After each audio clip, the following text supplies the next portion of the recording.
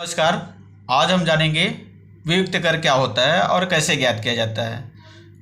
तो पहले जानते हैं वियुक्त कर होता क्या है। तो वियुक्त कर वर्ग समीकरण के मूलों की प्रकृति का विवेचन करता है, वही वियुक्त कर कहलाता है, जिसे कैपिटल डी से दर्शाते हैं, जिसको इंग्लिश में डिस्क्रिमिनेंट कहा जाता है। तो वियुक्त कर का सूत्र होता है डी बराबर b² - 4ac। वियुक्त कर ज्ञात करने के लिए वर्ग समीकरण के व्यापक रूप से इसकी तुलना करते हैं। a बराबर कितना है, b बराबर कितना है और c बराबर कितना है। ये सब ज्ञात होने के बाद हम वियुक्त कर के सूत्र b² - 4ac में रखते हैं और उसका जो मान प्राप्त हो उसका कंडीशन निम्न होता है। यदि d का मान 0 से बड़ा प्राप्त होता है तब मूल क्या होंगे, उनके वास्तविक होंगे और भिन्न भिन्न होंगे। 0 से बड़ा प्राप्त होता है यदि वियुक्त कर का मान, तो दोनों मूल क्या होंगे, वास्तविक होंगे और भिन्न भिन्न होते हैं। और यदि दूसरा कंडीशन होता है, यदि वियुक्त कर का मान 0 के बराबर प्राप्त होता है तब मूल वास्तविक होंगे और बराबर होंगे।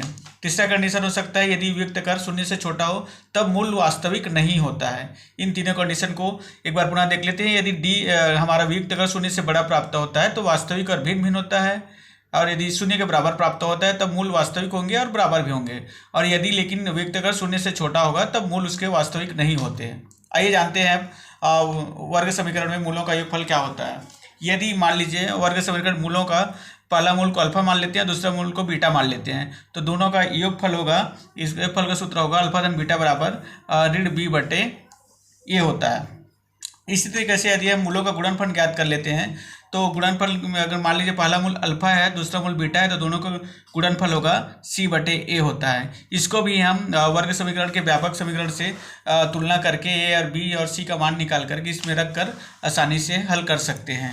यदि यदि मूलों का योगफल दिया हो और मूलों का गुणनफल दिया हो तब हम वर्ग समीकरण बना सकते हैं सूत्र की सहायता से। वर्ग समीकरण यदि मूलों का क्या दिया गया हो, योगफल दिया गया हो और उसका गुणनफल दिया गया हो, तो क्या होगा, इसका x² माइनस होता है अल्फा धन बीटा, दोनों के साथ गुणा x होता है, धन अल्फा गुणित बीटा बराबर 0 होता है।